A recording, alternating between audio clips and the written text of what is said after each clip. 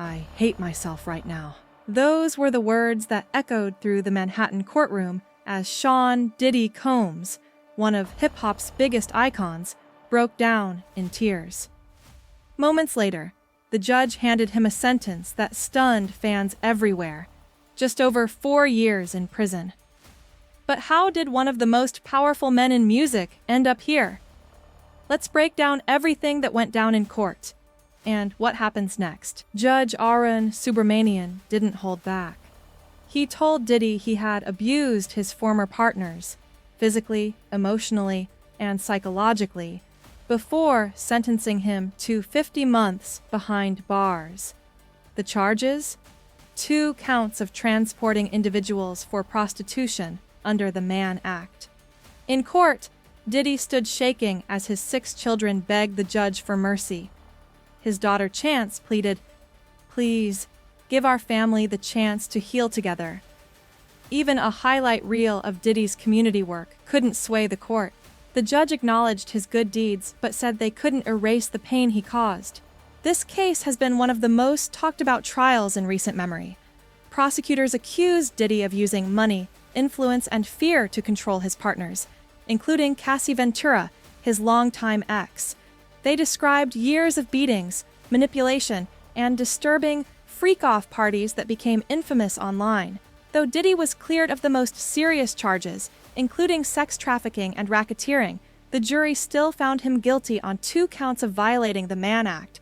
And during sentencing, the judge said the court had to consider all of his history, hinting that evidence from the dropped charges played a role in the final decision. When it was his turn to speak, Diddy was emotional. He apologized to Cassie, to another woman who testified as Jane, to his family, and even to the Black community.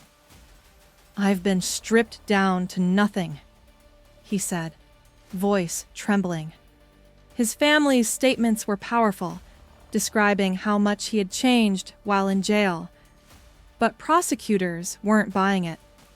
They called his actions the height of hubris, pointing to how he'd scheduled public appearances before his sentencing, as if he were untouchable.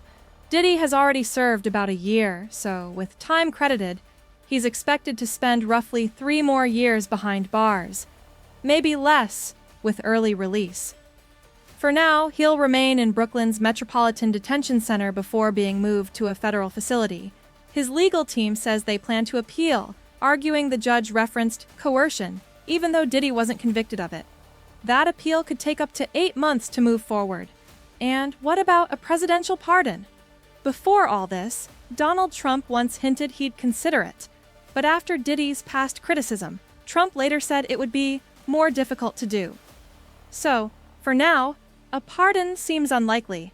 Sean "Diddy" Combs went from a global mogul to an inmate in less than a year. Whether you see his 4-year sentence as justice served or a soft outcome, one thing is certain: this isn't the end of Diddy's story. The question is, when he finally walks free, what kind of man will he be?